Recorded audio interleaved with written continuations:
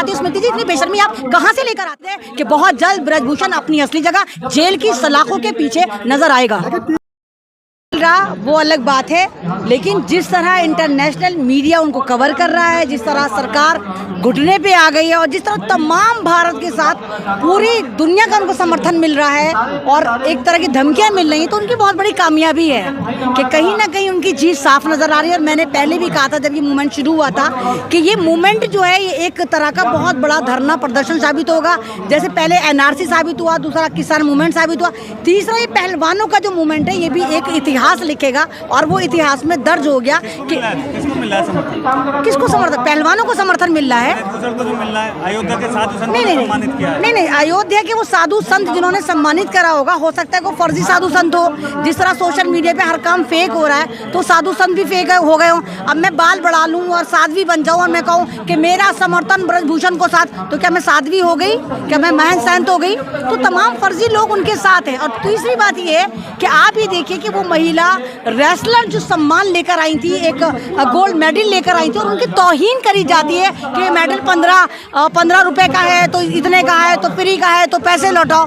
तो वो मेडल जो था वो 15 रुपए का, क्या मैं तो कहती हूँ उसकी तो कोई कीमत नहीं है। 15 लाख करोड़ में भी कोई लाका नहीं दिखा सकता। तो ये पहलवानों की जीत है कि बेशक आप उनको जंतर मंतर से भगा दिया हो, उठा दिया हो, मारपीट कर दी हो, लेकिन वो हरियाणा में जाकर बैठी हो और बहुत सारा मीडिया तो दिल्ली का है, हम लोग भी जा रहे हैं, हम उनको वहीं समर्थन करने जा रहे हैं। और हमें उम्मीद है कि बहुत जल्द ब्रजभूषण अपनी असली जगह जेल की सलाखों के पीछे नजर आएगा। टीवी अखबार में आंदोलन नहीं दिख रहा है लोगों को अभी। नहीं, कैसे नहीं दिख रहा? आप नहीं देखा टाइम एक्सप्रेस में पूरे शजरे छापे गए हैं, FIR की कॉपी छापी गई है। हमें तो यही नहीं पता था आम पब्लिक को या हम लोगों को कि FIR में आया इन लोगों ने क्या लिखा। लेकिन अब वो जो FIR टाइम एक्सप्रेस में छपी है, फ्रंट पेज पे छपी है और जिसमें लिखा गया है कि किस तरह ब्रजभूषण इन लड़कियों को बुलाता था अपने ऑफिस में, तो अपने कमरे में, तो अपने कार्यालय में, और इनके कैंप में जाकर किस तरह इनके साथ गलत हरकत करता था, किस तरह, मतलब वो एक्सप्लेन नहीं करी जा सकती। एक महिला होके शायद वो मैं बता ना पाऊँ कि इनके साथ क्या होता था।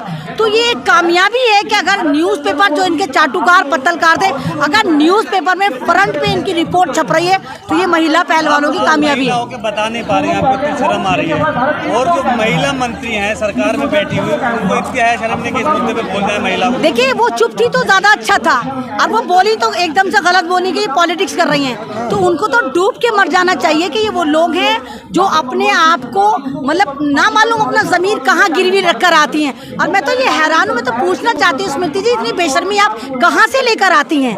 आप एक बेटी हैं, आप एक माँ हैं, आप एक रूलिंग पार्टी में मंत्री हैं। अगर आप इन महिलाओं की आवाज़ नहीं उठा सकती तो कम से कम इनके खिलाफ मत बोलिए। ये कोई मामूली महिलाएं नहीं है, वो महिलाएं हैं जिन्होंने भारत के गौरव को बुलंद करा, भारत के लिए गोल्ड मेडल लेकर आई। और कमाल की बात ये देखिए, वो महिलाएं जो आप ये देखिए कि भारत से बाहर जाकर इंटरनेशनल में पछाड़ के पटक कर आती है, यहाँ पर जंतर मंतर पर इसी जगह उन महिलाओं को पुलिस पटक कर मार रही थी और घसीटते हुए ऐसे लेकर जा रही थी जैसे बहुत बड़े मुजरिम हो। हम 9 तारीख तक का समय दिया है। राकेश टिकैत किसान नेता हैं कि अगर 9 तारीख तक सरकार ने कोई फैसला नहीं लिया तो फिर बहुत बड़ा आंदोलन होगा। तो वो तो आंदोलन पहले भी बड़ा हो गया और देखिएगा कि सरकार घुटनों में आएगी, बीजेपी बैकफुट पर चली जाएगी। अगर बीजेपी ने अपने इस बलात्कारी मंत्री को बचाने के लिए ये जो हाथी घोड़े खोल रखे मीडिया खरीद रखा है, अगर बीजेपी चाहती कि वाकई उसकी पार्टी बची रहे तो बीजेपी को ब्रजभूषण पर कार्रवाई करनी होगी, उसको पार्टी से भी निकालना होगा, उसकी जो सदस्यता उसको भी रद्द करनी होगी और जो उसके खिलाफ केस है उनकी जल्दी से सुनवाई होने के बाद उसको जेल में अगर नहीं डाला तो बीजेपी के ताबूत में आखिरी कील ये पहलवानी ठोक डालेंगी। जो महिला सांसद थी तमाम, साक्षी मलिक और दिनेश फोगाट ने उनको तमाम पत्र लिखे थे, तो क्या महिलाओं की तो संपत्ति नहीं है? देखिए कहीं नहीं मिलती। अभी देखिए पार्लियामेंट में कितनी महिलाएं सांसद हैं। अभी देखिए अब महाराष्ट्र की महिलाएं आ रही हैं जो भारतीय जनता पार्टी में, वो समर्थन में उतर रही हैं। रेसलर के साथ अब ये देखिए क्रिकेट वाले भी, क्रिकेट प्लेयर भी उतर रहे हैं। हल्के हल्के लोगों के जमीर जो है वो जाग रहे हैं, वो लोग देख रहे हैं कि आज इनका नंबर है, कल हमारा नंबर है। भाई जाहिर सी बात है अगर पहलवानों का नंबर आए किसी बात पर, पहलवानों की सुनवाई नहीं, बल्कि किसी बात कहती बड़ी बात पे नहीं हो रही, तो हो सकता है कल को किसी क्रिकेट प्लेयर को किसी बात पर शिकायत हो तो उनकी भी सुनवाई नहीं होगी। तो ये चीजें दर्शाती हैं कि महिला पहलवान, एक तरफ मैं बार बार आपसे कह रही हूँ कि भारत दुनिया का एक ऐसा इकलौता मुल्क है जहाँ पर महिला को देवी बनाकर पूजा जाता है। दुनिया में कहीं देवी नहीं होती। भारत माता की जय, मतलब माँ, भारत को भी माता माना जाता है। भारत में अम्बे, दुर्गे, सरस्वती, चंडी, काली और न मालूम कितनी देवियां हैं जिनको भारत पूजता है। उसके बावजूद सबसे ज्यादा जुल्म अगर होता है तो भारत की महिलाओं के ऊपर होता है। तो आप भारत की महिलाओं को, देवी तो बहुत दूर की बात है, देवी तो खैर आप मानते ही नहीं, क्योंकि आपके कर्म बता रहे हैं कि अगर आप भारत की महिलाओं को देवी मानते तो भारत की महिला इस तरह गोल्ड मेडलिस्ट आपके मंत्रियों द्वारा यौन उत्पीड़न का शिकार ना हो रही होती।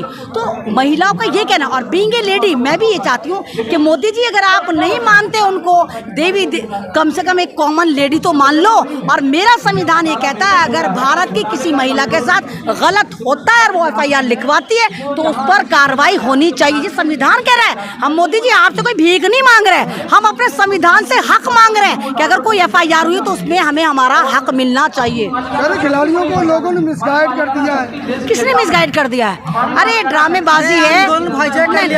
नहीं, ये तो ड्रामेबाजी है। तो ऐसे ही कहते हैं, जब NRC चली थी तो उन्होंने कहा था कि पाकिस्तानी है और मिनी पाकिस्तान है। जब किसान बैठे थे तो आलिस्तानी थे, तो खालिस्तानी थे, तो कनेडियन थे, तो ये थे। अब ये महिलाएं बैठी थी जो रेसलर थी तो इनको भी कहा कि हाईजैक कर लिया है, पॉलिटिक्स ना करें। तो ड्रामेबाजी है। एक बात बताइए, एक महिला हो के अगर कोई महिला ये कह रही है कि मेरे साथ यौन उत्पीड़न हुआ है, आप इसका मतलब समझते हैं कि एक महिला, वही वाली बात है कि अपना बार बार वो अपना यौन उत्पीड़न करवाती है, जब वो हर बार ये कहती है हाँ मेरे साथ यौन उत्पीड़न हुआ है। उनके पास कोई एविडेंस नहीं है। तो आप क्या चाहते हैं? मतलब जब भारत की महिलाओं के साथ कुछ गलत हो, पहले वो क्या, भाई रुक जा, पहले मैं कैमरा सेट कर लूं, पहले वो मोबाइल सेट करे, फिर क्या मुझे लूट ले। मतलब पहले वो एविडेंस लेने के लिए मोबाइल लगाएगी, फिर कहेगी मेरे साथ बलात्कार कर लो। तो कितनी घटिया बातें कर रहे हो कि एविडेंस होना चाहिए। आप बताइए कि कोई भी भारत का बलात्कार होता है, पहले वो महिला उसका एविडेंस लेके जाती है, वीडियो शो करती है। तो ये सारे ड्रामेबाजी दिखाता है कि भारत का कानून कितना लड़चर हो गया है, कानून को किस तरह खरीदा जा रहा है, किस तरह तोड़ा मरोड़ा जा रहा है, मीडिया का किस तरह गलत इस्तेमाल हो रहा है। अरे पास्को में भी बदलाव की जरूरत है। हाँ तो करेंगे ना, क्योंकि इनको पता कि सारे केस बीजेपी वालों के ऊपर है। तो जो कानून इनके गले में पड़ जाता है, हड्डी बन के अटक जाता है, कांटा बन के लटक जाता है, तो ये उस कानून को बदलने की कोशिश करते हैं। लेकिन ऐसा नहीं होगा। भारत की जनता इन पहलवानों के साथ है, हम इनके साथ हैं। तो मोदी जी जो नारी सम्मान की बात,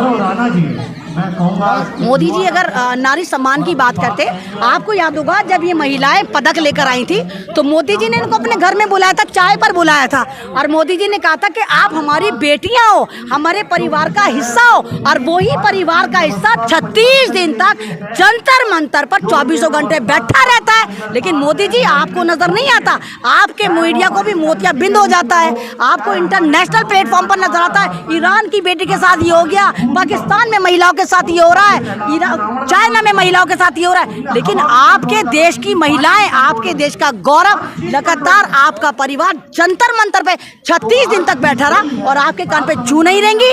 अभी दिल्ली में जो साक्षी की घटना हुई उस पर क्या बोलेंगे? देखिए वो एक घटना थी। एक आप ही बताइए कि जब उसने मोहब्बत करी थी, जब उस लड़के के साथ लिव इन में रहती थी, उसका बॉयफ्रेंड था, तो क्या उसने पूछकर करी थी कि वो लड़का मुसलमान है या नहीं है? वो एक दिली मामला था। लेकिन मैं उसके बावजूद भी कहती हूँ कि जिस तरह उस लड़के ने, जिसका नाम साहिल खान था, उस साक्षी के साथ गलत करा है, ऐसे ही साहिल खान को उसी पॉइंट पर जाके वीडियोग्राफी के साथ का एंगल है, नहीं, वो तो आप बना रहे हो ना, आप मीडिया वाले बना रहे हो। वो जिहाद का एंगल है, वो मोहब्बत का एंगल है, वो आप बना रहे हो। क्योंकि साक्षी ने वो अपने बॉयफ्रेंड को डिच करके दूसरा वाला पकड़ लिया था, दूसरे के साथ चली गई थी और धमकी दिया था। नहीं, आप बता रहे हो ना, मीडिया वाले कुछ भी दिखाते। आज आप लोगों की वजह से तो ये साक्षी जैसी लड़कियां बनती हैं। आप ये देखिए 17 लोग वहां से गुजर रहे थे, लेकिन उनमें कोई भी इंसान नहीं था, सब बेजमीन लोग थे। ऐसे देख रहे थे तो कोई मामूली घटना है। 17 लोग वहां से गुजर गए, चाकू पे चाकू पड़ते रहे और किसी का जमीन नहीं जागा।